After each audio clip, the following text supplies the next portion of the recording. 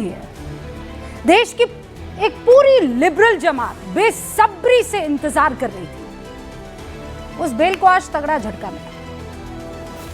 आज उसका दिल टूट गया जिस दो दंगे के आरोपियों शर्जिल इमाम और उमर खालिद की रिहाई के लिए तमाम उपमाएं गढ़ी जा रही थी। कोई मासूम बता रहा था, कोई उसकी डिग्रियां याद दिला रहा था। पूरी रात सोशल मीडिया पर पोस्ट की बाढ़ आ गई थी। पप्पा जी को बिठा दिया था, इंटरव्यू कर दिया था कि बेचारे मासूम को 5 साल से जेल में बंद रखा गया है। ये वो लोग हैं जो देश की सरकार और देश के बाकी पूरे सिस्टम को इसलिए नापसंद करते हैं। ये जो इकोसिस्टम जिसकी मैं बात कर रही हूं, जो अब केवल और केवल चीखो सिस्टम बन गया है। उसका काम है सिर्फ बेवजह चीखना। विरोधी आवाज पसंद नहीं करती है। कौन कहता है ये वही चीखो सिस्टम है। अमेरिका में इसी लिबरल जमात के नए तारणहार बनकर उभरे हैं मेयर जोहरान ममदानी, न्यूयॉर्क के मेयर। चिट्ठियां लिखवाई जा रही है उनसे। ऐसे खत लिखने में लगे थे जैसे बेगानी शादी में अब्दुल्ला दीवाना होता है। एक पूरा सिस्टम उसे वायरल करने में भी लग गया था।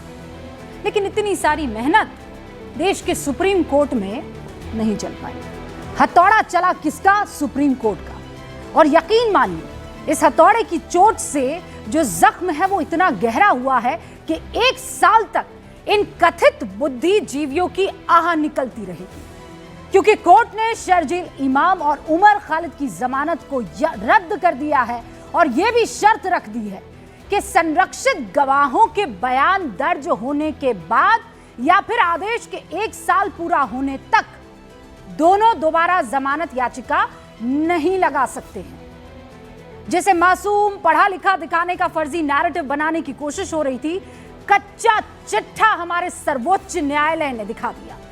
सुप्रीम कोर्ट के 2 जज, justice Arvind Kumar, justice NV Anjaria, इनकी बेंच ने अपने फैसले में बता दिया कि भारत की न्यायपालिका व्हाट्सएप और सोशल मीडिया पर बनाए गए खोखले नैरेटिव से नहीं चलती है। हमारी न्यायपालिका फैक्ट्स पर आधारित है। और कोर्ट ने सारे सबूतों को जांच परखने के बाद यह पाया कि शर्जिल इमाम और उमर खालिद ने सिर्फ विरोध प्रदर्शन नहीं किया, बल्कि व्यवस्था बिगाड़ने की सोची समझी साजिश उसे करार दिया है। और ये सारी साजिश उस CA कानून के विरोध के नाम पर रची गई जिसकी बुनियाद ही झूठ पर टिकी हुई थी। जिस कानून से देश के मुसलमानों का कोई वास्ता ही नहीं था, उसे इसी लिबरल जमात ने मुस्लिम विरोधी बताने में कोई कोर कसर नहीं छोड़ी थी। आज इनका दिल शर्जील और उमर खालिद के लिए एकदम टूटा चले जा रहा है। दुख भी इतना गहरा है कि इनसे दर्द छिपाए नहीं छिप रहा है।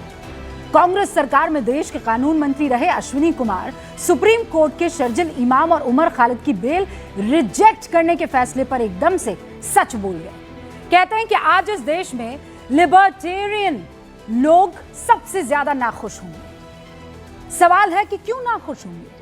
क्या शर्जिल इमाम को वो जेल से बाहर देखना चाहते थे, जो भरे मन से लोगों को यह कह रहा था कि अगर 5 लाख लोग हमारे साथ इकट्ठा हो जाए, कोट अनकोट कह रही हूं मैं, तो हम हिंदुस्तान और नॉर्थ ईस्ट को स्थायी तौर पर अलग कर सकते हैं।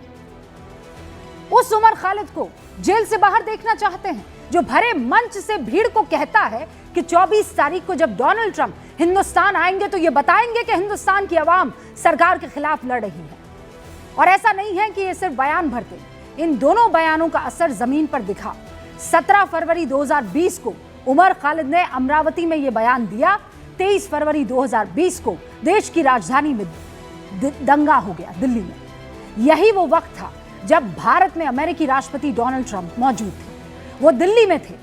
ये एक उदाहरण है जिससे साफ हो जाता है, जिन्हें मासूम बताकर लोगों का दिल भरा जा रहा है, असल में वो एक बड़े खेल का साजिश करता है।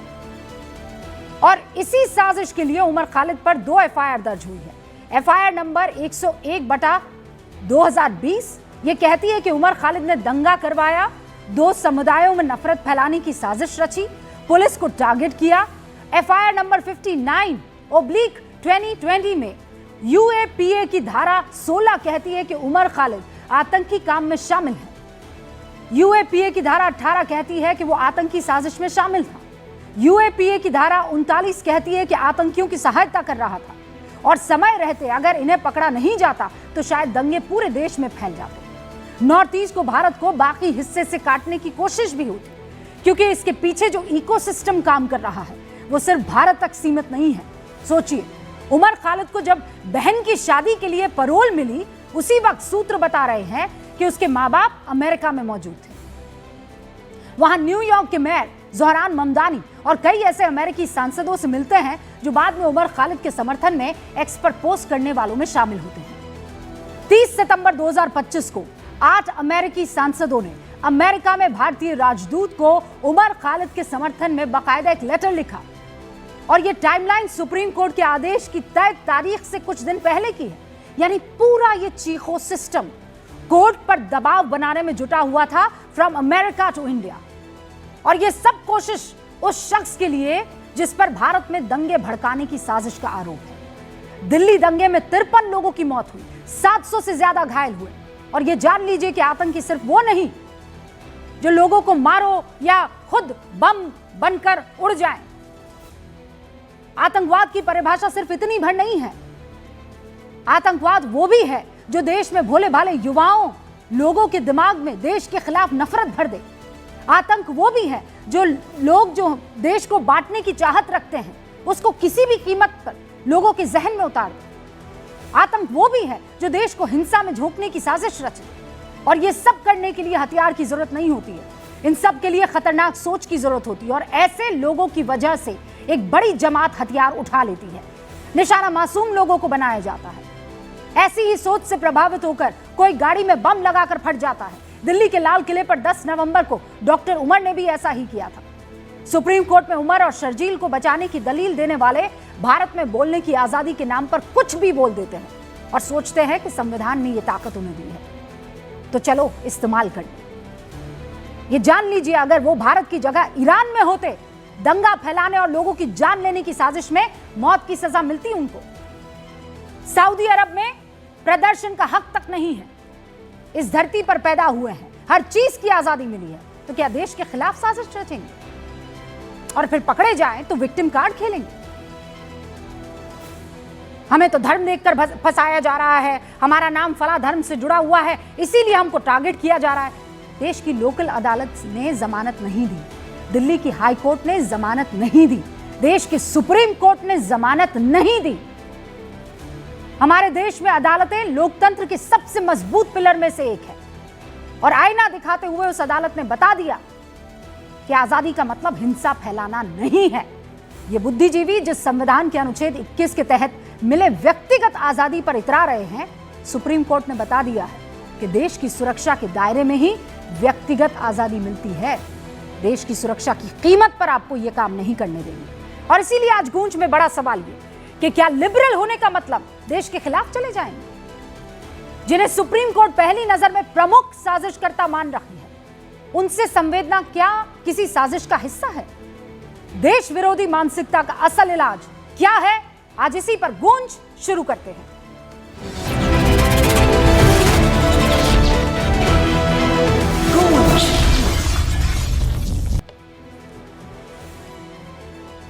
सारे खास मेहमान हमारे साथ जुड़ चुके हैं। भारतीय जनता पार्टी की राष्ट्रीय प्रवक्ता शहजाद पूनावाला इस वक्त आपको स्क्रीन पर दिखाई दे रहे हैं।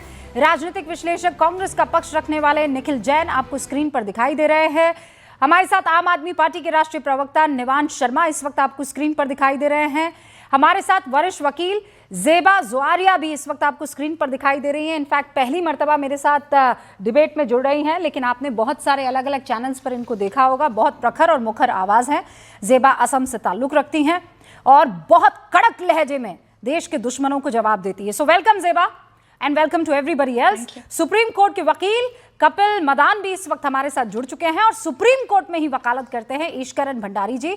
आफ्टर लॉन्ग टाइम ये सब हमारे साथ जुड़े हैं। आप सभी का बहुत बहुत स्वागत है। शुरुआत में सबसे पहले शहजाद आपसे करना चाहती हूँ इस सवाल का जवाब लेते हुए कि आपके ऊपर यह आरोप लगाया जा रहा है कि आप और आपका पूरा का पूरा सिस्टम मुसलमानों को टारगेट कर रहा है। उदित राज का बयान आपने सुन लिया होगा जो सुबह सुबह आ गया था। चूड़ियां टाइट कर रहे हैं आप मुसलमानों की।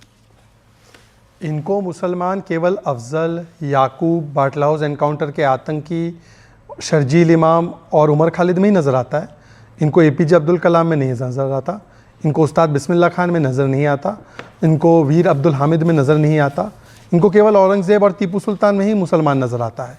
तो ये तो इनकी दृष्टिकोण की बात है। जहाँ तक सवाल है क्या सुप्रीम कोर्ट भी मुस्लिम विरोधी है क्या?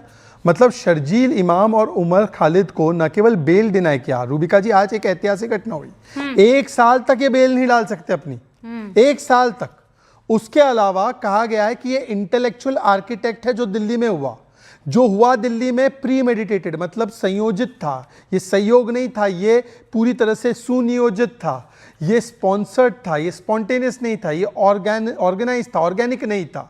मतलब ये कहने के बाद भी ये कह रहे कि मुस्लिम विरोधी है। तो ये वही बात हो गई ना, जैसे ताहिर हुसैन जब पकड़ा गया और उसके घर पे हमने देखा था, उस समय पर मैं भी रिपोर्टिंग में था, तो उसके घर पे रखा हुआ था पेट्रोल बॉम्ब। तो उसके बाद बोला, मैं आपको ग्राउंड जीरो पर मिली बिल्कुल, तो उस समय कहा गया था आम आदमी पार्टी के बड़े बड़े नेताओं के द्वारा, अमातुल्लाह खान और संजय सिंह द्वारा, कि ये मुसलमान है इसलिए प्रताड़ित है। आज तक कोर्ट ने राहत नहीं दी, सुप्रीम कोर्ट ने बेल नहीं दी, हाई कोर्ट ने कहा कि प्रीमेडिटेटेड किया गया है। जिस प्रकार से ये लिंक निकले, तो इसका मतलब साफ है कि वोट बैंक नीति को राष्ट्र नीति के ऊपर रखना है, पहली बात। दूसरी बात, आज देखिए दुख दर्द तो बहुत ज्यादा है। कुछ लोगों को चुना गया था कि वो न्यूयॉर्क का कचरा उठाए, वो कचरा फैलाने में लगे हुए हैं। कचरा फैलाने के बदले कचरा उठाओ न्यूयॉर्क का, और हमारे मामले में दखल अंदाजी मत दो। पर मैं यहाँ पे जो कचरा फैलाते दिग्विजय सिंह, ममदानी को सच में मतलब अपने बगल वाले आदमी के बारे में पता होगा जो हिंदुस्तान के शर्जील के लिए दिल धड़क रहा है। मैं तो समझ ही नहीं आपको पता है ममदानी के साथ क्या हुआ? हाँ? एक सो कॉल्ड पत्रकार है, आपने शायद शो में नहीं बुलाया, वो जोहरान जोहरान ऐसे करती रहती है। अच्छा। वो न्यूयॉर्क गई थी, वैसे इनके ट्रिप्स भी न्यूयॉर्क और पेरिस में ही होते हैं। तो उन्होंने अपॉइंटमेंट मांगी, जोहरान तुम किधर हो, मुझे अपॉइंटमेंट दो। तो जोहरान ने तो उसको इंटरव्यू और अपॉइंटमेंट ही नहीं दिया। तो ये तो इनकी वैल्यू है, पर वो जोहरान को अपना नया देवता बना रखा है। चलिए छोड़ देते, मैं इस पर डिस्ट्रैक्ट नहीं होना चाहता। मैं आना चाहता हूँ, निखिल जैन भी बहुत वरिष्ठ अधिवक्ता है, ही सुप्रीम कोर्ट के बड़े जज में वकील में से एक है। ये उदित राज, सलमान सोज, दिग्विजय सिंह, सब ने मिलकर जाकर बैटिंग की उमर खालिद की। पॉइंट 1, अफजल कन्विक्ट होता है, ये अफजल के पैरवी में पहुंच जाते हैं। याकूब कन्विक्ट होता है तो याकूब के लिए पत्र लिखते हैं। बाटला हाउस के लिए सोनिया गांधी के आंसू टपकते हैं। नक्सलियों को बोलते हैं शहीद है। और दिल्ली टेरर ब्लास्ट अभी जो हुआ, उसमें पता है क्या बोला इमरान मसूद ने? ये तो भटके हुए युवा है जी।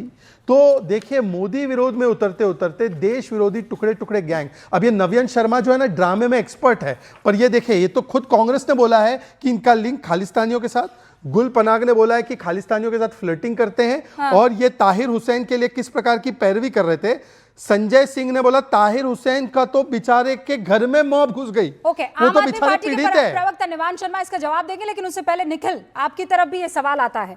What do you mean by this? जब ये कांग्रेस नेता उदित राज कहते हैं शर्जील इमाम और उमर खालिद को जमानत मिलनी चाहिए थी, ये बहुत ही दुर्भाग्यपूर्ण है, इनको जमानत देना चाहिए था, केंद्र सरकार राजनीति कर रही है, देखो हम मुसलमानों की चूड़ी टाइट कर रहे हैं, ये कह रही है। ये किस तरीके का बयान है? हाँ, आप इस तरीके के बयानों से समझते हैं एक आम मुसलमान, उसकी जिंदगी कितनी मुश्किल हो जाती है? रूबिका जी, शहजाद का बहुत लंबा भाषण सुन लिया। अब मैं आशा है कि आप मुझे भी थोड़ा समय देंगी उनकी बात का जवाब देने के लिए। नहीं, आप ये कहिए तो कि मेरा भी लंबा भाषण सुनने का मुझे समय दीजिएगा, दे दूंगी मैं। ठीक है, मुझे भी भाषण देने का समय दीजिएगा। पर अब मैं क्या मुद्दे पे आ सकता हूँ। पहली बात तो शर्जील इमाम और उमर खालिद का केस थोड़ा सा अलग है। दूसरी बात, देश में एक कानून का प्रिंसिपल है, bail is the rule and jail is the exception. जब तक किसी के खिलाफ गुनाह साबित नहीं होता एक अदालत में, उसको इनोसेंट माना जाता है। अगर सरकार का ये मानना है कि इन दोनों व्यक्तियों की वजह से ही दिल्ली में 2020 में दंगे हुए, तो अभी तक 6 साल होने वाले हैं दिल्ली के दंगे हुए हुए। सरकार को इन पे ट्रायल पूरा करके चला देना चाहिए था। बीजेपी के कुछ मित्र बोलेंगे कि अरे नहीं, यही तो एडजर्नमेंट मांगते हैं। वो एडजर्नमेंट बेल एप्लीकेशंस में है, ट्रायल में एडजर्नमेंट्स नहीं है। और अगर वो ट्रायल में एडजर्नमेंट्स मांग भी रहे हैं, nothing stops the government from proceeding with the trial, impressing upon the court to proceed with the trial. But सरकार नहीं कर रही है। 6 साल में इनका गुनाह सरकार साबित नहीं कर पाई है। एक और चीज सरकार की किस तरीके से इसमें राजनीतिक मानसिकता दिखती है, वो इससे भी दिखती है कि आपको याद होगा 2020 में ही जनवरी या फरवरी में कपिल मिश्रा ने टीवी कैमरास के आगे एक डीसीपी को धमकाते हुए, दिल्ली पुलिस के डीसीपी को धमकाते हुए बयान दिया था, अगर ये लोग नहीं हटे तो हम आपकी भी नहीं सुनेंगे, अब देख लेना हम क्या कर लेंगे। और वो देख लिया सबने, क्या हुआ, दंगे हो गए। और दिल्ली के एक कोर्ट ने अभी थोड़े टाइम पहले दिल्ली पुलिस को निर्देश दिया है कि आप इनके खिलाफ इन्वेस्टिगेशन करिए। उससे पहले भी ऐसे निर्देश आ चुके हैं, लेकिन क्या हुआ, कपिल मिश्रा के अरेस्ट होना तो दूर की बात है, जेल जाना दूर की बात है, आज दिल्ली सरकार में मंत्री हैं वो। तो किस तरीके से राजनीतिकरण दिल्ली दंगों का बीजेपी की सरकार ने करा है, ये सबने बहुत लंबे समय से देखा है। इसमें शर्जील इमाम, उमर खालिद से ज्यादा बढ़ के आगे ये मामला है। रही बात जोहरान रमजानी की, एक अमेरिका का मेयर क्या बोलता है किसी के समर्थन में या नहीं बोलता, मुझे कुछ फर्क नहीं पड़ता। और जहां तक खैर मुझे पता है कि उन्होंने चिट्ठी उमर खालिद को लिखी, उमर खालिद के समर्थन में सुप्रीम कोर्ट के किसी जज को नहीं लिखती, शर्जील इमाम के समर्थन में तो कुछ भी नहीं लिखा। जब ट्रंप इलेक्शन लड़ने जाते हैं तब तो मोदी जी जाके बोल देते हैं अमेरिका में, अब की बार ट्रंप सरकार, और उनके समर्थक बैठ के दूध चढ़ा रहे होते हैं और पूजा कर रहे होते हैं ट्रंप की, तब इनको अमेरिकी राष्ट्रपति और अमेरिकी नेता बहुत अच्छे लगते हैं। लेकिन अगर किसी अमेरिकी नेता ने किसी एक डिसेंटर के समर्थन में बोल दिया तो उन्हें वही अमेरिकी नेता फॉरेन सॉइल नजर आने लग जाते हैं। मेरा तो हमेशा एक स्टैंड है, बाहर के नेता क्या बोलते हैं मुझे कोई मतलब नहीं। मेरे देश में क्या हो रहा है, मेरे देश की अदालतें क्या कर रही हैं, मुझे उससे मतलब है। अगर एक अदालत, चाहे वो सुप्रीम कोर्ट क्यों ना हो, बेल एप्लीकेशन में एक मिनी ट्रायल करके कंक्लूड करती है, that is against the principle of settled law in this country by catena of supreme court judgments. आप बेल एप्लीकेशन में मिनी ट्रायल नहीं कर सकते, ट्रायल कोर्ट में होता है। 6 साल से वो ट्रायल लंबित है, उस पर कोई जवाब नहीं है, लेकिन मीडिया में बीजेपी बैठ के फर्जी नैरेटिव भड़काती रहती है। अभी थोड़ी देर में ये बोल देंगे कन्हैया टुकड़े टुकड़े गैंग है। वो कैसे टुकड़े टुकड़े गैंग थे, क्योंकि न्यूज चैनल से फर्जी वीडियोस चलाई थी, और कोई सरकार ने उस पर केस नहीं करा कि देश की इतनी प्रतिष्ठित सरकारी यूनिवर्सिटी जेएनयू को एक टुकड़ा टुकड़ा यूनिवर्सिटी दिखा दिया गया फर्जी वीडियो के चलते, लेकिन उन चैनल्स पे कोई भी कार्रवाई नहीं हुई। ये सरकार का भाषण रुख खत्म हो गया आपका? हाँ जी, धन्यवाद। Okay, wonderful. अब एक तो ये बात सुन लीजिए, डिफेंडर कहकर आप उस शख्स के ऊपर लगे आरोपों को छोटा साबित नहीं कर सकते। ईश्वरन भंडारी, हाँ ठीक, यहाँ पर ईश्वरन भंडारी भी मौजूद है। ईश्वरन, आपने सुन लिया होगा क्या क्या बातें निखिल जी ने कही है। वो खुद सुप्रीम कोर्ट में प्रैक्टिस करते हैं। आपने सुना, वो कह रहे हैं कि जो कुछ भी हो रहा है ये सरकार की तरफ से हो रहा है, ये दबाव सरकार की तरफ से है। नहीं, मुझे पता नहीं निखिल को लॉ की इग्नोरेंस है या जानबूझ के गलत लॉ की रोट कर रहे हैं। मैं स्टार्टिंग में एक पॉइंट बोलूंगा, बाकी मैं व्यक्तिगत नहीं जाना चाहता। हाँ। कि bail is the rule, jail is the exception. कौन से कानून की आप बात कर रहे हैं वो भी देख लीजिए। नारकोटिक्स लॉ में क्या लॉ है, मनी लॉन्ड्रिंग में क्या है, टेरर केसेस में क्या है, क्या bail is the rule, jail is the exception in these laws. तो पहले हम किस लॉ की बात कर रहे हैं, थोड़ा हमें वो क्लियर होना चाहिए दिमाग में, सिर्फ रटी रटाई बातें नहीं बोलनी चाहिए। पर मैं आना चाहता हूं क्योंकि सुप्रीम कोर्ट की जजमेंट बहुत इंपॉर्टेंट है और ऐतिहासिक है एक तरह से, क्योंकि इस केस में पहली बार ऐसा हो रहा था कि एक पर्टिकुलर केस के अंदर इंटरनेशनल लोग भी कमेंट कर रहे थे, चाहे वो न्यूयॉर्क का मेयर हो, चाहे वो कांग्रेसमैन हो, और भारत के अंदर भी एक बहुत बड़ी इकोसिस्टम, बहुत बड़ी लॉबी अब से नहीं कई सालों से लगी हुई है इस केस को, और स्पेसिफिकली उमर खालिद और शर्जील इमाम को लेके बातें करने में। और फॉरेन इंटरफेरेंस इसलिए डिस्कस करना जरूरी है क्योंकि भारत के अंदर नेताओं ने और भारत के अंदर इकोसिस्टम ने उस बात को अडॉप्ट किया, इग्नोर नहीं किया, उन्होंने इसकी चर्चा की। मुझे तो याद आता है जिस तरह भारत के अंदर राजनीति करने के लिए अहमद शाह अब्दाली को आप इन्वाइट करते थे, उसी तरह भारत की राजनीति के लिए दूसरे देशों के नेताओं को इन्वाइट कर रहे हैं, वो भी एक स्पेसिफिक केस के अंदर जिसके अंदर अपने फैक्ट्स हैं, अपना एविडेंस है, अपना लॉ एप्लीकेबल है। तो ये बहुत डेंजरस बात है और किसी भी नेता को नहीं करनी चाहिए, अनफॉर्चुनेटली हो रही थी। अब कोर्ट पे आ जाते हैं क्योंकि ये बहुत इंपॉर्टेंट जजमेंट है। पहली बात, एक बात तो बहुत साफ की है कोर्ट ने कि अलग अलग रोल है, अलग अलग फुटिंग पे है, अलग अलग अक्यूज्ड। कुछ को बेल मिली है, कुछ को नहीं मिली। इसका मतलब है किसी का कुछ रोल अलग था, किसी का कुछ रोल अलग था। अभी तक जो बातें लोग बाहर करी जाते हैं कि सबको बेल मिलेगी या सबको नहीं मिलेगी, इसका मतलब स्पेसिफिक और क्लियर रोल है उमर खालिद का और शर्जील इमाम का, और वो रोल इतना सीरियस है, प्राइमा फेसाया इतना गंभीर है प्राइमा फेसाया कि उनको बेल नहीं मिलती। तो ये बात क्लियर होनी चाहिए। दूसरी बात जो करी जा रही थी कि बहुत देर से जेल में है, बहुत देर से जेल में है। हाँ, बहुत देर जेल में रहना एक ग्राउंड है बेल मिलने का, पर वो इकलौता ग्राउंड नहीं हो सकता बेल मिलने का। स्पेशली जब हाईकोर्ट का भी ऑर्डर आया था कि आपने कितनी बारी खुद डिले करने की कोशिश की है, कितनी बारी आपने पिटीशन खुद विड्रॉ करी है, और पिछली बारी जब सुप्रीम कोर्ट में थी, विड्रॉ हुई थी, तब ये इसी इकोसिस्टम ने बातें की थी कि अरे क्यों इस केस में आर्गुमेंट नहीं हो रही थी, क्यों स्ट्रेटेजिकली इस केस को विड्रॉ किया था। अब तो नई बेंच थी सुप्रीम कोर्ट की, उन्होंने भी पाया कि आपकी बेल नहीं बनती, तो अब क्या आपको इस पे भी विश्वास नहीं, आप इसको भी नहीं मानेंगे। और लास्ट बात बहुत जरूरी है, आपकी फ्रीडम ऑफ स्पीच हो सकती है, पर फ्रीडम ऑफ स्पीच का यह मतलब नहीं है कि आप भारत के टुकड़े टुकड़े कर देंगे, क्योंकि जो शर्जील इमाम ने बोला कि 5 लाख लोग इकट्ठे हो जाएं, वहां पे जाम कर दें, नॉर्थ ईस्ट को सेपरेट कर दीजिए। एक मिनट रुकिए, क्या यह प्लान एक्शनेबल है? क्या अगर ये प्लान हो, इससे भारत और नॉर्थ ईस्ट को सेपरेट करने की एक साजिश रची जा सकती है? हाँ, अगर 5 लाख लोग उस नैरो कॉरिडोर को जाम कर दें तो एक प्रॉब्लम क्रिएट होगी। बांग्लादेश भी चिकन नेक की बात करता है, आप जानते हैं यूएस किस तरह लड़ाई लड़ रहा है,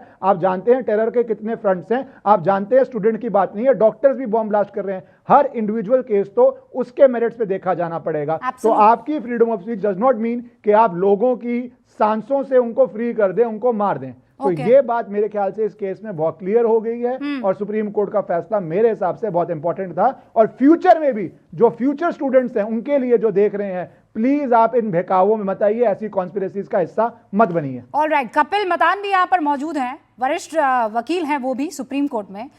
कपिल मतान, जब ये कहते हैं सुप्रीम कोर्ट की तरफ से जो टिप्पणियां आती हैं कि ये खारिज इसलिए हो रही है क्योंकि आरोपियों का मकसद खास समुदाय को भड़काकर सरकार के खिलाफ हिंसा फैलाना था, राष्ट्र की सुरक्षा, कानून व्यवस्था सबसे ऊपर है, इससे समझौता नहीं किया जा सकता है, देश की सुरक्षा के दायरे में व्यक्तिगत आजादी आती है, यानी अगर वो सुरक्षा के दायरे को तोड़ा है तो फिर आपकी आजादी को हम प्रायोरिटी नहीं मानेंगे, और यही काम हुआ है इस केस में भी। देखिए रूबिका जी, मैं थोड़ा सा अपने आपके दर्शकों को थोड़े से बेसिक कुछ बातें बताने की कोशिश करूंगा। देखिए, जो सुप्रीम कोर्ट का ऑब्जर्वेशन जब बेल की हियरिंग में होता है तो वो ट्रायल नहीं होती। सुप्रीम कोर्ट ने जो लिखा गया है, जो एविडेंस है, उस एविडेंस को टेस्ट नहीं किया जाता। जो एविडेंस और साक्ष्य कोर्ट के आगे दिए जाते हैं, कोर्ट उसको इंटरप्रेट करके एक रीजनेबल व्यू बनाते हैं, प्राइमा फेसा व्यू बनाती है कि इसमें बेल मिलनी चाहिए कि बेल नहीं मिलनी चाहिए। इश्करन बिल्कुल ठीक कह रहे हैं, मेरे साथी अधिवक्ता हैं, बिल्कुल ठीक कह रहे हैं कि ये स्पेशल एक्ट है, यूएपीए। यूएपीए में bail is rule, jail is exception का प्रिंसिपल नहीं लगता, रिवर्स चलता है। Jail is the rule and bail is the exception का प्रिंसिपल है, मैं ये बात मानता हूं। लेकिन जब सरकार 5 साल तक ट्रायल शुरू नहीं करती, तब आपको सरकार से जवाबदेही लेनी बनती है। और मैं आपको 3 बड़े बहुत बहुत इंपॉर्टेंट उदाहरण देता हूं। हमने सबने देखा, नेशनल हेराल्ड का केस हुआ, सुप्रीम कोर्ट तक गया, सुप्रीम कोर्ट ने भी वो जो याचिका करते थे उनकी याचिका को डिसमिस किया। उसके बाद जब ट्रायल पे पहुंचे, ट्रायल शुरू हुआ, तो कोर्ट ने बोला कि नहीं, ये केस फंडामेंटली फ्लॉड है। जहां पे साक्ष्यों का टेस्ट हुआ, उस केस को खारिज किया गया। Point number 1। मैं आपको एक और उदाहरण देता हूं। Ishkaran, I heard you, please please please wait on it. मैं आपको एक और उदाहरण देता हूं। मैं आपको एक और उदाहरण, रूबिका जी, आपने सबको बहुत पूरा टाइम दिया। सारे अधिवक्ता मेरे भाई हैं, मेरे साथी हैं। अरे सर, वो भाई हो के साथी हो, नहीं सर सुनिए, आपके बैचमेट हो के रूममेट, उससे मुझे कोई फर्क नहीं पड़ता है। मुझे फर्क इस बात से पड़ता है कि आप दोनों फैक्चुअली करेक्ट हैं कि नहीं है। जैसे ही आपने कहा, कपिल जी सुनिए ना, आपने जैसे ही कहा कि सुप्रीम कोर्ट ने फला फला बात कही, तो 2 अचानक बोल पड़े कि ये झूठ है। जब 2 आवाजें आती है झूठ है, तो मुझे 1 सेकंड के लिए आपको रोक देना पड़ेगा। क्या झूठ है जान लेते हैं, आप मेरे को जब तक आप मेरी बात नहीं पूरी कर, आप मेरी बात पूरी होने दीजिए ना। आप आधी बात को कैसे बोल देंगे कि ये झूठ है, या ये भी कैसे बोल देंगे ये झूठ है? ये अपनी टर्न पे बोले, साक्ष्य के साथ बोले। नहीं, आधी कौन सी बात हुई? ये तो पूर्णता बात, ये पूर्ण बात हुई ना। आप ये कह रहे हैं आपने नेशनल हेराल्ड का केस दिया, अब वो बात तो कंप्लीट है ना अपने आप में। मैंने एक उदाहरण दिया। जब ट्रायल कोर्ट में गया, कोर्ट ने बोला केस फंडामेंटली फ्लॉड है, केस चलाया ही नहीं जा सकता और केस को खारिज। ये पहला उदाहरण है। अब दूसरा उदाहरण सुनिए। जब इस देश के अंदर 2G केस हुआ, जब इस केस के अंदर 2G केस हुआ, सुप्रीम कोर्ट ऐसा है ही नहीं है, कैसे झूठ है ये? शहजाद अपनी टर्न पे बोले, शहजाद अपनी मुझे मालूम है सबके लिए। अच्छा, लेट्स डू वन थिंग। एक बार कपिल को अपनी बात 40 सेकंड में खत्म करने दीजिए, फिर मैं मौका दे दूंगी, ठीक है? कपिल 40 सेकंड। ओके रूबिका जी, आप दूसरा उदाहरण 2G का देखिए। जब 2G का केस सुप्रीम कोर्ट में गया, सुप्रीम कोर्ट ने प्राइमा फेसा बोला कि हाँ कुछ फर्जीवाड़ा दिख रहा है और सबके लाइसेंस कैंसिल हो गए। ट्रायल चला, लोग जेल गए और उसके बाद ट्रायल के अंदर क्या हुआ कि कोई साक्ष्य नहीं है, ये केस गलत है, एक्विटल हुआ। मैं आपको तीसरा एक बड़ा उदाहरण देता हूं, अमित शाह जी पे भी मुकदमा हुआ, अमित शाह जी भी जेल गए, वहां पे भी कोर्ट ने प्राइमा फेसाई बोला कि आप गुजरात में नहीं आ सकते, आप उनको गुजरात से ही बाहर रखा गया। जब ट्रायल चली तो ट्रायल में वो बरी हुए। तो मेरा सिर्फ ये कहना है कि कोर्ट जब बेल की सुनवाई कर रही होती है तो वो ट्रायल नहीं होती, वो एक प्रथमदर्शिता जो कागजों में दिखता है उसके बेसिस पे फैसले किए जाते हैं। ठीक है। जो उसके अंदर लिखा है ओके। वो सच है या झूठ है, वो प्रूव होता है या वो प्रूव नहीं होता, वो Absolutely. ट्रायल की बात है। ठीक है। और आप अगर 5 साल तक अगर आप ट्रायल नहीं करेंगे, नेशनल हेराल्ड में 10 साल ट्रायल शुरू नहीं हुई। ठीक है, अब मैं समझ गई कपिल, 2014 आपकी बात अब मेरे दर्शकों को भी समझ में आ गई, मुझे भी समझ में आ गई। अब मैं 20-20 सेकंड दे रही हूँ Shehzad Poonawalla, 20 seconds for you and then 20 seconds. झूठ बोला है सुप्रीम कोर्ट ने। पहले तो नेशनल हेल्थ का कोई मामला कभी कोई खारिज नहीं किया है, ना किसी ट्रायल कोर्ट ने आज तक खारिज किया है। और अभी उन्होंने कहा अमित शाह जी का भी मामला जब ट्रायल में आया तब उनको रिलीफ मिली। अमित शाह जी का मामला डिस्चार्ज हुआ था क्योंकि उसमें चार्जेस ही फ्रेम नहीं हुए थे। यही झूठ बोलते हैं। सुन लीजिए, अब बीच में मत बोलिए, अब क्यों बीच में बोल रहे हैं? ट्रायल में गया ही नहीं वो मामला। तीसरी बात, अब पूरी बात हो जाने दीजिए। अब मैं इसमें टाइम वेस्ट नहीं करना चाहता क्योंकि कपिल कितने झूठ बोले सब लोग जानते हैं। मैं प्रिंसिपल पे आना चाहता हूं। अभी एक कपिल ने प्रिंसिपल पे क्या बोला कि निखिल ने बोला कि बेल रूल है, इनोसेंट अंटिल प्रूवन गिल्टी है। ये राहुल गांधी साध्वी प्रज्ञा को कन्विक्टेड गिल्टी टेररिस्ट बोलता था। ये राहुल गांधी और लेफ्टिनेंट कर्नल पुरोहित को 17 साल तक जब रिलीफ नहीं मिली तब इनकी जमात बोलती थी ये तो आतंकी पहले से, क्योंकि भगवादारी है।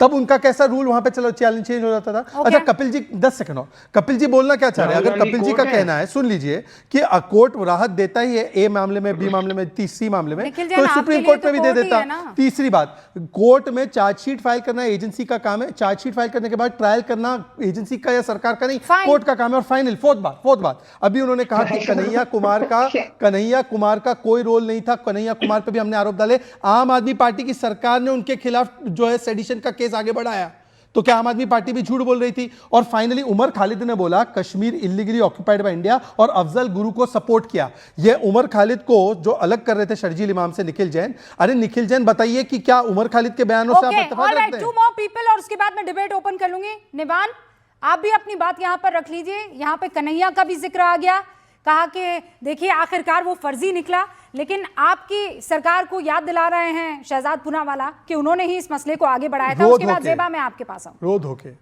देखिए, बहुत बहुत नमस्कार। और कोर्ट जो भी जजमेंट देता है या जो भी रूलिंग देता है, जो भी मैसेज देता है, हम उसका सम्मान करते हैं। उसका हमेशा से हमने ये कहा है कि कोर्ट का सम्मान होना चाहिए। कोर्ट ने जो भी कहा है वो सोच समझ के कहा होगा, तथ्यों को देख के कहा होगा। लेकिन कोर्ट ही ऐसे जजमेंट्स भी देता है जिसके अंदर मैं आपको बता देता हूँ, जिसमें वो कहता है कि prolong jail without trial is illegal. ये कोर्ट ने कहा, हमारे देश के सुप्रीम कोर्ट ने कहा है। कोर्ट ने कहा है कि law can not be a weapon for punishment. Court ने कहा है कि अगर आप नेशनल सिक्योरिटी की बात करते हैं तो नेशनल सिक्योरिटी में तो आपको और ज्यादा उसको फास्ट करना चाहिए, और ज्यादा फास्ट ट्रैक कोर्ट्स होने चाहिए जहां पे आप एक मैसेज दें स्ट्रॉन्ग दूसरे लोगों को भी जो ऐसा सोचते भी है कि वो देश के खिलाफ कुछ करें। आप एक तरफ तो ये कहते हैं कि इस व्यक्ति ने ये किया, इस व्यक्ति ने वो किया, इस व्यक्ति ने देश के खिलाफ इतना कुछ कहा। आपने अभी अपने तर्क में कितना कुछ बताया, उन्होंने कहा। क्या हमारी एजेंसीज के पास उसके सबूत नहीं है कोर्ट के सामने रखने के लिए कि उसको फास्ट ट्रैक करें, उसके अंदर ट्रायल शुरू हो, ट्रायल के बाद निर्णय आए, जजमेंट आए, जिससे एक मैसेज जाए कि देश के अंदर जो भी देश के खिलाफ गतिविधियां करता है करना बंद करना बोलो और इसके बारे में जवाब देना बोलो। आज ये ताहिर हुसैन के बचाव में कौन था? ये नव्यान शर्मा ताहिर हुसैन के बचाव में कौन था? ताहिर हुसैन के बचाव में कौन था? ये क्यों हम लोगों से घबराते हैं? हम लोगों से आपसे कोई घबराता नहीं। अपने आप को इतना वैल्यू मत दो। पंजाब में जाकर सरकार चलो, अपने सरपंच ही मारे जा रहे हैं। आप बताइए ताहिर हुसैन के लिए कौन पैरवी कर रहा था? हिम्मत है क्या नव्यान शर्मा तुम्हें बताने की संजय सिंह और ताहिर हुसैन खान ने कहा ताहिर हुसैन इनोसेंट है? बताइए क्या था उसका, बताइए। इससे भाषण दिलवाओ आप, या तो हमें अपनी बात। अरे रोना बंद करो और ताहिर हुसैन पर बताओ। ताहिर हुसैन आपकी पार्टी का सदस्य, संजय सिंह ने डिफेंड किया था, है ना?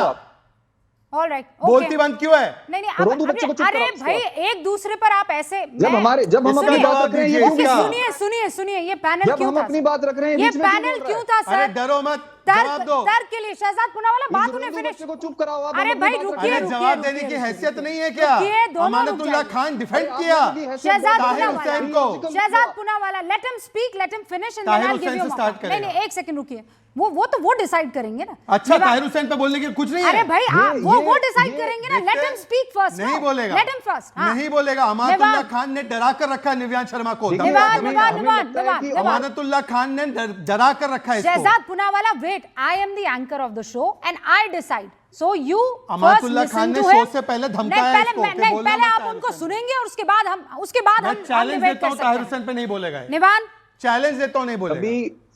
सभी लोगों को ये देखना चाहिए किस तरह से इलॉजिकल लोग ताहिर हुसैन डिबेट्स पे आ जाते हैं, जिनके पास कोई तर्क नहीं ताहिर होता, हुसैन वो दूसरे वक्ताओं के ऊपर बोलते हैं। ताहिर, यही चल, इन चल, ये लोगों का- यही इन लेक्चर लोगों मुझे को मत दे। बीजेपी ताहिर दफ्तर हुसैन से के बारे में सिखा के बता। भेजा अरे ये जाता क्या है। तू तड़ाक है, इलॉजिकल शहजाद लोगों को पुनावाला? डिबेट में बहुत मत किया है, बुलाइए इसको करिए। उसकी रूबिका जी, हमारी इसकी रिक्वेस्ट है दवाई मिलनी आपसे। चाहिए इसको। ताहिर हुसैन के इलॉजिकल बारे में लोगों को बता भाई। डिबेट में मत बुलाइए आप। चलिए चलिए, धमकी देना ये बंद कर लंबे और लंबे ताहिर हुसैन भाषण के बारे देंगे, में बस बता। शहजाद इनके भाषण पुनावाला, सुनते रहे प्लीज यहाँ आई पे। रिक्वेस्ट, एक सेकंड रुकिए ताहिर निवान हुसैन जी, के बारे में प्लीज। क्यों नहीं बता रहा? अमातुल्लाह ने धमकाया इसको। ये बता रहा, दिखा रहा, ये क्या है? दिस इज नॉट द जो वे आई ट्रीटमेंट डिबेट। इन लोगों ने दिया है, मैं वही दिया ना। लेकिन मेरे यहाँ पे नहीं दिया ना वो ट्रीटमेंट। मेरा दिया है, प्लेटफॉर्म आपके क्यों भी इस्तेमाल आपके करेंगे भी आप? चैनल में दिया। नहीं, मेरे यहाँ पर कोई तू तड़ाक की और कोई अमर्यादित परम भाषा का आदरणीय इस्तेमाल नहीं निव्यान करता है। शर्मा जी, ताहिर हुसैन पर मुंह खोलने की All जरूरत right, fine. This is okay. हाँ, निवान शर्मा. मुस्कुराकर- Now देखिए, 20 more देखिए, seconds and then I move छुपाइए। ahead. 20 more seconds. Tahir Hussain, justice should not depend on party membership. हमारे ताहिर देश में हुसैन। जस्टिस उस पे नहीं मिलेगा कि क्या हम बीजेपी के हैं या नहीं है। ताहिर बीजेपी का हुसैन। रेपिस्ट भी खुला घूमेगा हाँ। और दूसरा व्यक्ति जो है वो अपनी ट्रायल का इंतजार करता रहेगा। Okay. आम आदमी पार्टी के नेताओं को अनलिमिटेड पीरियड के लिए जेल में रखना चाहते थे। 2 साल तक सत्येंद्र जैन जी को जेल में रखा और 2 साल बाद सीबीआई ने क्लोजर रिपोर्ट नहीं, पर कर दी कि हमें कुछ शर्जील नहीं मिला। इमाम और ये उमर खालिद और ताहिर, ये 3 नाम हैं। इन 3 नामों पर निवान शर्मा आप बात करने से क्यों कतराएंगे? आम मैं आदमी कह रहा हूं पार्टी कि- का तो स्टैंड इस मसले पर हमेशा क्लियर ही रहा होगा ना। हमेशा क्लियर है। जो क्या है? देशद्रोही है उसको फांसी पे चढ़ाओ आप। Okay. लेकिन आप ताहिर उसको हुसैन सजा देशद्रोही है? दिलवाओ तो। आप एक उसको सेकंड, केवल ताहिर हुसैन केवल अब ये देशद्रोही है? सवाल पूछ रहे हैं, क्या ताहिर unlimited हुसैन time के लिए देशद्रोही जेल है? में जवाब रखे। दीजिए, फिर मैं आगे बढ़ूंगी। आप सुनिए, ताहिर रूबिका हुसैन जी, देशद्रोही last है, बात हाँ या कह ना? के खत्म कर रहा हूँ। हाँ। मैं लास्ट बात कह के खत्म अरे कर रहा हूँ। ताहिर हुसैन देशद्रोही है, हाँ या ना? शहजाद पुनावाला, wait, हाँ। आप यूएपीए की बात करें, आप देखो, पीएमएलए नहीं की बोल बात सकते। करें, या आप किसी भी कानून की बात कर लीजिए, आर्टिकल 21 को सस्पेंड नहीं करता है कोई भी कानून। अरे मेरी आर्टिकल बात नहीं समझ रहे। आप उनको छोड़ो ट्रायल भाई। चला के सर, उनको मेरी सजा बात ये, दिलवाइए। मुझे ये बात ताहिर आप समझ देश नहीं में है। देशद्रोहियों को सजा सर, मेरे दिलाइए। बहुत हमारे सारे देश में दर्शक हमें जो हैं वो परेशानी इस वक्त आपसे ये सिर्फ शहजाद की बात नहीं है। मैं अपने तमाम दर्शक जो इस वक्त हमें स्क्रीन पर देख रहे हैं, वो बात ये देखिए, दीपक हैं, प्रमोद हैं, अभिषेक है, अभिलाष है, सुनील है, ये सबके सब एक ही सवाल पूछ रहे हैं। कमल चौधरी हैं कि आप ताहिर हुसैन पर बोलने से क्यों बच रहे हैं? अमानतुल्लाह ने ये सवाल धमकाया किसी है और का इसको। नहीं, ये दर्शकों मैडम, का सवाल है। अमानतुल्लाह ने धमकाया किसी इसको पर बोलने All right, से। सर, रुकिए रूबिका एक जी, सेकंड, हम हाँ। किसी पर बोलने से नहीं बच रहे। जो भी हमारे देश में देश के खिलाफ बोलेगा उसको सजा दिलाइए। हमारे देश में हमें परेशानी ये है कि जो देश के खिलाफ बोलता है उसको सजा नहीं मिल रही। अरे वो अमानतुल्लाह नहीं खान आया था उसके बचाव लेकिन सजा में। कब मिलेगी? हाँ, हाँ, कब मानतुल्लाह ट्रायल ताहिर होगा? खान के हाँ, बचाव। सुनिए, कब अब ट्रायल सर, होगा? से- जोया, 5 सेकंड, मात्र 5 सेकंड। नहीं, 5 सेकंड। ज़ोरिया, ज़ेबा ज़ोरिया। ज़ेबा ज़ोरिया को 5 सेकंड, उनसे मैं 5 सेकंड उधार ले रहा हूँ। अमातुल्लाह खान ने बोला ताहिर मुसलमान है, इसलिए उसको फंसाया जा रहा है। निव्यान शर्मा को अभी अमातुल्लाह खान ने फोन करके बोला है इस पर बोलना मत, इसीलिए इसकी इनको वैसे तो बोलो जुबान कि बहुत इनको खुलती है, बोलो पर नींद आज से मुंह पर जागें। गोंद लगाकर आया पढ़ है। लिख कर आए, पहले पढ़ाई करें। नींद अरे से पढ़ाई जागें, छोड़ दे पढ़ाई करें। भाई, तेरा भगवंत मान कितना पढ़ा अब लिखा है आप- मुझे अब पता आप है, जागेंगे। छोड़ दे। आप कब जागेंगे अपने सुनहरे भगवंत सपने मान से की बाहर? पढ़ाई लिखाई आप बता लोग- दे। आप लोग आपका हंस रहा है अपनी देश। अपनी लड़ाई में ये भूल जाते हैं कि हम एक बहुत ही इंपॉर्टेंट मसले पर डिस्कस कर रहे हैं। फिर मामला कहाँ आ जाता है? अक़लियत पर आ जाता है, माइनॉरिटीज़ पर आ जाता है। ज़ेबा, आज ही मैंने आपका एक एक्स पर पोस्ट देखा था और I could relate to it. हाँ, ये जो ममदानी साहब हैं, ये टाई कौन सी पहन रहे थे? ये आपके राज्य की सिल्क वाली टाई पहनते हैं और हाँ, और ज्ञान क्या देते हैं कि उस शख्स को जिसके ऊपर ये आरोप लगा है, जिसने कहा कि ये चिकन नेक तो मुसलमानों का है, 5 लाख लोग हमें मिल जाए तो असम को अलग नहीं किया जा सकता है, असम हिस्सा है क्या? इसी तरीके की बातें करते हुए कोई शख्स नजर आ रहा था और हम उसे बेचारा करार दे दे। क्यों? क्योंकि वो मुसलमान है। देखिए, मैं पहले कश्मीर का एंगल डिस्कस करना चाहती हूँ। आप कश्मीर का एंगल भी ओपनली डिस्कस कर ही देते हैं। जब कोई एक्टिविस्ट रिपीटेडली इंडिया के टेरिटोरियल क्लेम को चैलेंज करता है, जब ऑक्यूपेशन जैसे वर्ड्स कैजुअली यूज होते हैं, तो स्टेट नेचुरली उसे नेशनल सिक्योरिटी लेंस से देखेंगे। वो जो अभी लोग बोलेंगे नहीं, इसको आप पसंद करो या ना करो, पर ये रियलिटी है। सॉवरेनिटी क्वेश्चंस को इंडिया एक एकेडमिक डिबेट नहीं मानती है, और जब एक ऐसे पोजीशन लेने वाले लोग लेटर पब्लिक डिसऑर्डर केसेस में अक्यूज बनते हैं, तो कोर्ट और एजेंसीज उनको हाइटन स्क्रूटनी में रखते हैं। ये परसिक्यूशन नहीं, ये स्टेट बिहेवियर है। अब आते हैं उस बातों में जिनसे लोग भागते हैं। चार्जशीट और डिस्क्लोजर स्टेटमेंट जो पब्लिक डोमेन में रिपोर्ट हुई है, ये अलेज करते हैं कि प्रोटेस्ट स्पॉन्टेनियस नहीं था। एलिगेशन ये है कि नैरेटिव बिल्डिंग था, that CA is anti Muslim. Women's और चिल्ड्रन को प्रोटेस्ट शील्ड के तौर पे यूज करना, chakka jam tactics, coordinated mobilisation WhatsApp के द्वारा, और वायलेंस को एस्केलेट करने के लिए मटेरियलाइज करना। मैं ये क्लियर कर रही हूँ कि ये एलिगेशन है, कन्विक्शन नहीं। पर बेल स्टेज पे कोर्ट ये पूछती है, अगर ये एलिगेशन प्राइमा फेसी ट्रू है तो पब्लिक सेफ्टी का क्या होगा? इसीलिए उनको बेल डिनाई किया जा रहा है, जो ये लोग अभी एक्सेप्ट नहीं करेंगे। फिर आप लोग कंपैरिजन करते हैं साध्वी प्रज्ञा जी जैसे लोगों के साथ। दो गलत चीजों को एक दूसरे के साथ नहीं बनती है, और अगर किसी और एक केस में प्रोलॉन्ग डिटेंशन गलत थी तो वो भी गलत है, पर एक इनजस्टिस का मतलब ये नहीं है कि स्क्रूटनी गलत हो जाए। Rule of law is not about whataboutery. पर मैं ये भी चीज बोलना चाहती हूँ कि अब मैं एक अनकंफर्टेबल टॉपिक को छेड़ना चाहती हूँ। मुस्लिम कम्युनिटी के नाम पर जो ये एक विक्टिमहुड इंडस्ट्री चल रही है, इस इंडस्ट्री का बेसिक फॉर्मूला सिंपल है। हर मुस्लिम को पहले विक्टिम डिक्लेयर कर दो, हर लीगल एक्शन को परसिक्यूशन बताओ, और फिर हम जैसे यूथ को एक कांस्टेंट रेज मोड में रखो कि मुझे ये नैरेटिव एक्सेप्ट बिल्कुल नहीं है। इस्लाम मुझे डिग्निटी सिखाता है, परमानेंट ग्रीवेंस नहीं। आप जब मुझे मुस्लिम को सिर्फ मैं डरा हुआ मुस्लिम हूँ, सोसाइटी एकदम ब्रेकिंग पॉइंट पे है, वी आर सफरिंग के फ्रेमवर्क में लॉक कर देते हैं, आप उनकी एजेंसी, एम्बिशन और फ्यूचर चुरा लेते हैं। मैं मुस्लिम हूँ, मैं काम करती हूँ, मैं इस देश के इंस्टीट्यूशन यूज करती हूँ, मुझे किसी ने नमाज पढ़ने के लिए नहीं रोका, मुझे किसी ने एजुकेशन नहीं रोकी पर जब है, उदित राज मुझे ये किसी ने कहते हैं कि चूड़ी टाइट कर दी जा रही है, देखो हम मुसलमानों की चूड़ी टाइट कर रहे हैं, बाकी तमाम नेताओं की तरफ से ये कहा जाता है कि जानबूझकर सरकार की तरफ से प्रेशर किया जा रहा है, इसीलिए जो है यहाँ पर ट्रायल नहीं हो रहा है। 5-5 साल बीत जाते हैं और काम नहीं होता है। नहीं, वो ठीक है, 5 साल आप डिले कर रहे हो, उस पर आप बात कीजिए, पर आप जब आइडेंटिटी का एंगल आएगा, मुस्लिम को टारगेट किया जा रहा है, ये नैरेटिव फैक्ट्स के साथ स्टैंड नहीं करता। इसी केस में, इसी एफआईआर में, इसी राइट्स के कॉन्टेक्स्ट में 5 मुस्लिम अक्यूज को बेल मिला है।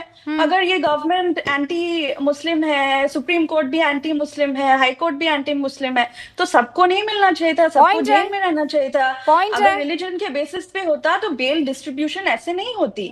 कोर्ट ने एक चीज बार बार एम्फसाइज की है कि आइडेंटिटी नहीं, इन्वॉल्वमेंट मैटर करता है, और ये बात अनकंफर्टेबल हो चुकी है आइडियोलॉजिकल नैरेटिव पे। लेकिन आप जरा ये भी तो बताइए कि कैसे जो है ये विक्टिमहुड इंडस्ट्री में केवल लोकल प्लेयर्स ही नहीं है, इंटरनेशनल प्लेयर्स। सोचिए न्यूयॉर्क का मेयर जिसे काम करना है न्यूयॉर्क के लिए, लेकिन उसका दिल धड़क रहा है, टेसू बह रहे हैं हिंदुस्तान में किसी एक शख्स के लिए, है ना। मम्मा पापा से मुलाकातें हो रही हैं, एक नहीं 8-8 रिप्रेजेंटेटिव से चिट्ठियां लिखवाई जा रही है वो चीको सिस्टम की तरफ से कि इस शर्जिल इमाम को और उमर खालिद को प्लीज आप बेल दे दीजिए।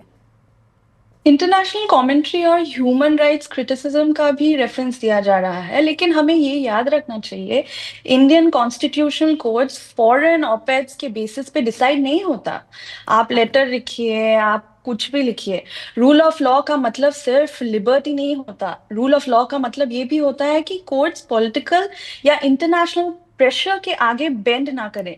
और आज का वर्डिक्ट एक्चुअली ये दिखाता है कि कोर्ट ने बैलेंस अप्रोच ली है, ना ब्लैंकेट रिजेक्शन, ना ब्लैंकेट बेल। ओके, ईशकरण भंडारी, ये जो बार बार कहा जा रहा है कि मुसलमानों को टारगेट करने के लिए हो रहा है, तो गुलशिफा फातिमा कौन है, मिरान हैदर कौन है, शिफाउर रहमान कौन है, सलीम खान कौन है, शादाब अहमद कौन है, ये लोग ये आर दे नॉट मुस्लिम, या ये 5 वक्त से ज्यादा नमाज पढ़ते हैं, उमर खालिद और ये दूसरा वाला जो है?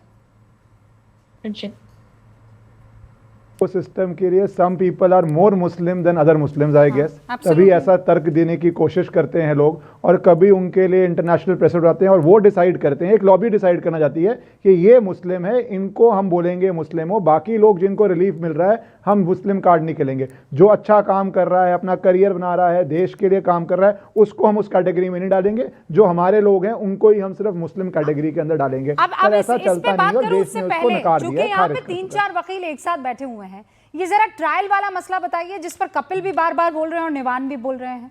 5-5 साल बीत जाते हैं, है ना? मैं इस पे 10 से 15 सेकंड में इस पे आना चाहता हूँ निखिल आई, क्योंकि मेरे से सवाल है, मैं जवाब दे दूं इस पर, मुझसे सवाल है 30 किसी और से? हाँ। हाँ, तो मैं इस पे पहले तो अच्छी बात है कि कपिल ने, he is a good lawyer, उन्होंने साबित निखिल को समझा दिया कि जो बार बार बोलते हैं bail is the rule jail is the exception, ये टेरर केसेस में अप्लाई नहीं करता। हम बात कर रहे हैं नहीं मारना चाहते हैं, हम जेब कत्ल की बात नहीं कर रहे कि bail is the norm and jail is the exception. कानूनी समझ सबको होनी चाहिए, दर्शकों को भी होनी चाहिए, क्योंकि बार बार ये बोल के कि बेल नॉर्म है, मुस्लिम है इसलिए बेल नहीं मिल रही, ये बिल्कुल गलत है। पार्लियामेंट ने जो कानून बनाए हैं वो बिल्कुल इससे विपरीत है। जेब कतरा और टेररिस्ट सेम कैटेगरी नहीं है लॉ के अंदर। तो ये भ्रम फैलाना बंद कीजिए। कपिल, ये भ्रम फैलाना बंद कीजिए। डिले जिस पे बात, can I respond? Rubika, Kapil ने नहीं किया, निखिल ने। हाँ, अच्छा ठीक है, निखिल ने किया था। हाँ Nikhil, 20 seconds. So what I was talking about was the general principle of criminal jurisprudence that bail is the rule, jail is the exception. और ये मैं नहीं कह रहा हूँ, ये सुप्रीम कोर्ट में जस्टिस ओका ने यूएपीए के केस में कहा है। इश्करन, अगर आप सिर्फ न्यूज ऑफ से जजमेंट्स पढ़ना बंद करेंगे ना, एक्चुअली जजमेंट्स पढ़ेंगे, you would find that in judgments the Supreme Court has reiterated that even in UAPA, even in anti-terror cases, even in money laundering cases, the cardinal principle of criminal jurisprudence, the Article 21 constitutionality doesn't go away. Let me just read it to you from the judgment in Criminal Appeal number 3173 of 2024, Jalaluddin Khan case, UAPA.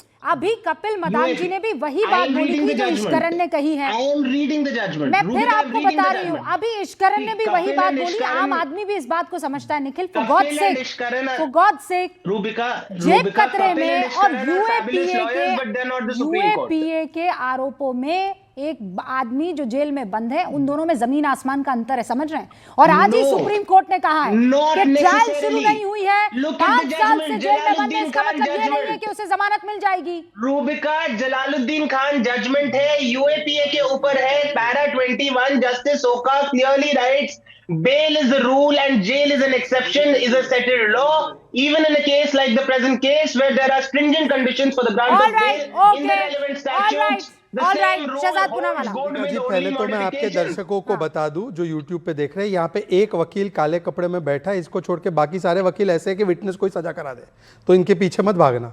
दूसरी बात ऐसी है कि भाई मेरे dear mister Nikhil Jain, आप political सवाल का जवाब दे दो। ये bail is the rule, jail is the exception, ये सब आपको तभी समझता है जब कोई मुसलमान है, आपको तब नहीं समझता जब कोई साध्वी प्रज्ञा है। तब तो आपका नेता इनको टेररिस्ट बोल रहा था कन्विक्ट हुए बिना, ट्वीट किया। अरे सुन लीजिए, आप काय बीच में बोल रहे हो, बीच में क्यों बोल रहे हो? अभी सुन लीजिए, तब तो राहुल गांधी ने, रूबिका जी, राहुल गांधी ने ट्वीट करके बोला टेररिस्ट प्रज्ञा, टेररिस्ट, ये कन्विक्टेड ठीक है प्रज्ञा। अच्छा, तीसरी बात, अरे छोड़ दीजिए ना सर, अब आपसे नहीं है मेरा, अब मेरा फिर से last, please don't be orchestra. Last सवाल है, वो कौन है वो गोंद लगाकर आया मुंह पे? अरे गोंद लगाना बंद कर और बता कि क्यों संजय सिंह डिफेंड कर रहा था फिर मैं निव्यांश शर्मा को पूछ रहा हूँ। मेरे शो में आप ऐसे नहीं करेंगे, मैं आपको ये अलाउ नहीं करूंगी। चलिए ठीक है, मैं प्यार से बोलूंगा, आप प्यार से बोलेंगे, मैं प्यार से पूछूंगा। I will not allow you to do this, चलिए मैं एकदम नॉट इन माय शो।